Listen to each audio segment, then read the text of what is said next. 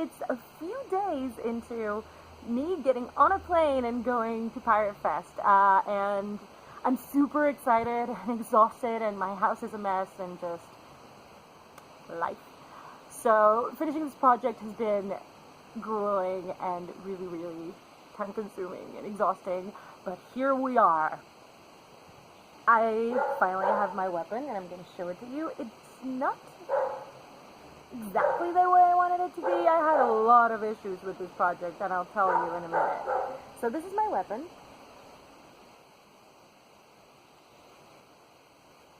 It converts from a pair of sewing scissors into, but if I manage this, into two swords, because pirate. And, you know, sometimes you need to sew on the go, and sometimes you need to fight on the go. So, these are the details of my weapon.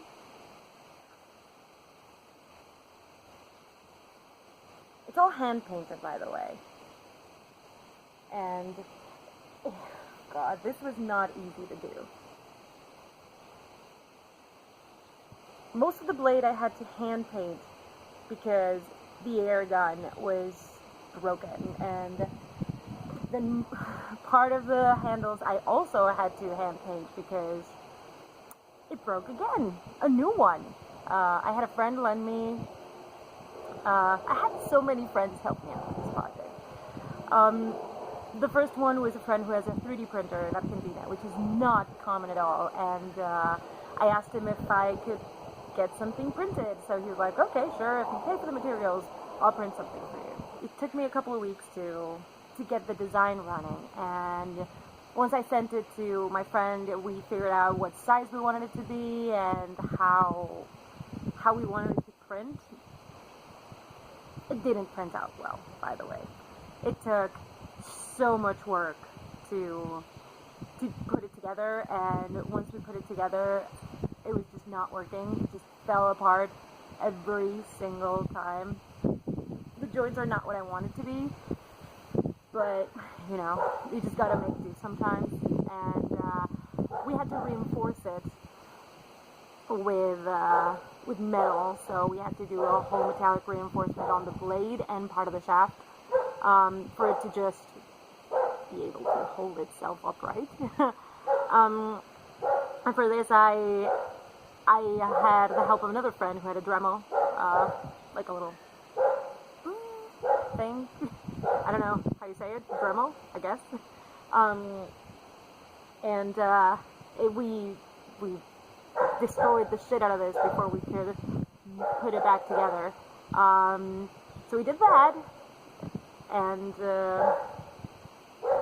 it sort of holds its shape, sort of. Not quite all the time, but it's the best I could do with the time that I was given. So after that, we started the process, like the softening process, which involves a lot of sanding.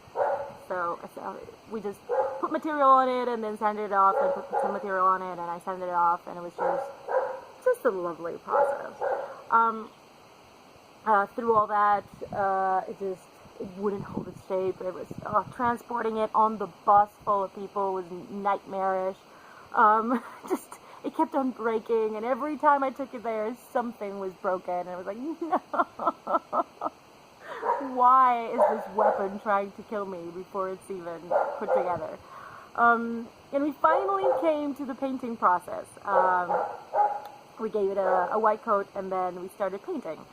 The moment we started painting, more machinery, like more equipment gets broken. His airbrush, didn't work. And we opened it, and we cleaned it, and we troubleshooted it, and we did everything we could for like 2 hours, and we stayed up till 3 in the morning trying to figure it out, and in the end we just had to hand paint the blade, and it's, again, not what I would like it to be. So, you know, it's not as smooth as I wish it was.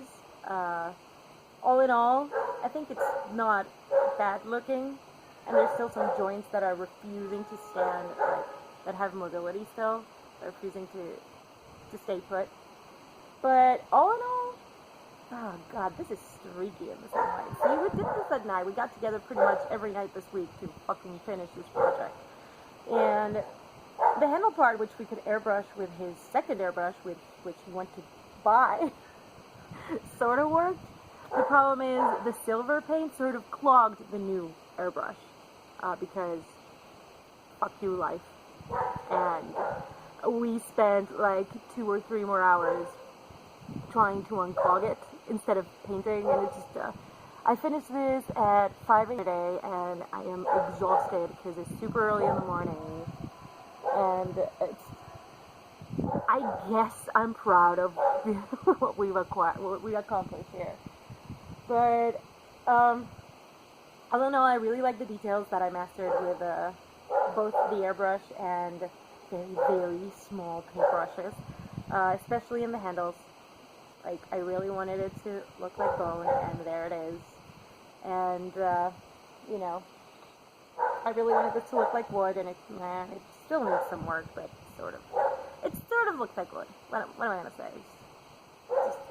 It is what it is. So, this is my weapon. Her origin is, you know, just a gal needs to defend herself, so I just was working, and I started getting bigger and bigger shears, because, you know, it wasn't only good for fabric, it was also good for fighting. So, this is my weapon. I hope you enjoy it. I hate it. It took forever, and it's just, I feel like I've lost at least 10 years of my life accomplishing this project, but here we are. Enjoy.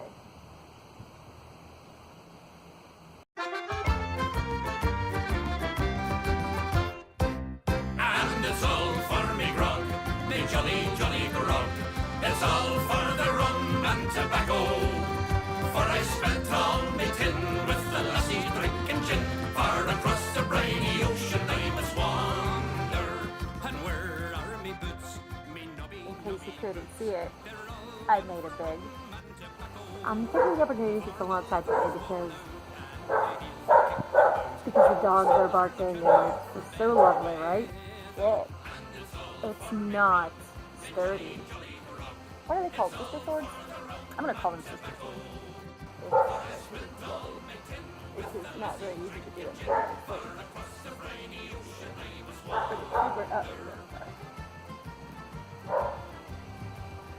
Where is it? Here's some weapon. Just shove it in someone's face. It's like 10 in the morning. I slept 3 hours. I just need a break. And this is warm.